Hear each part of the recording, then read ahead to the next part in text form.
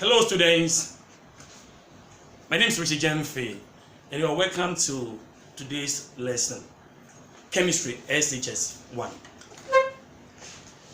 In our previous meeting, we learned about the arrangement of the elements into the blocks.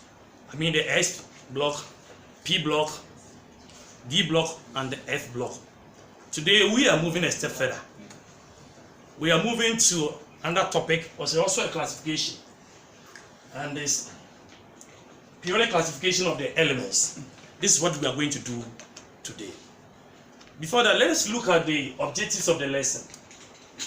By the end of the lesson, you'll be able to locate the main group elements and the transition elements. 2, you'll be able to give names and symbols of the elements that are A. Alkali metals, B. Alkaline earth metals, and C. The halogens. I hope you're following me.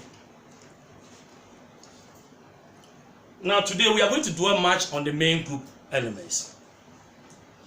What are main group elements? They are elements where the S and the P subshells are being filled. What do I mean?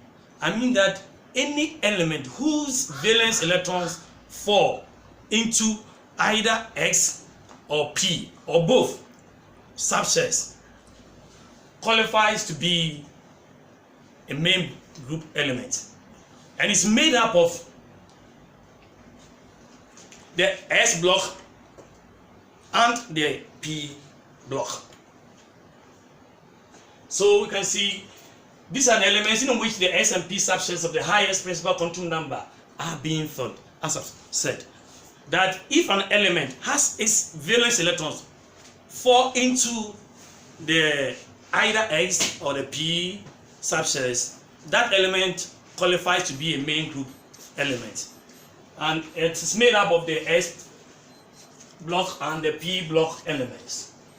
And the groups are group 1, group 2, group 13, group 14, 15, 16, 17, and 18.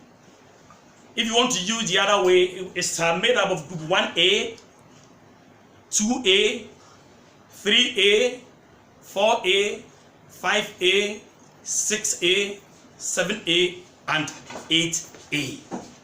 These are the main group elements. The question is, why main group elements? We term them main group elements because they consist about 80% of elements that exist naturally. Secondly, they are the most important element to life. And the compounds that we use, most of them come from these elements or their compounds. The chemicals that we use are made up of these main group elements.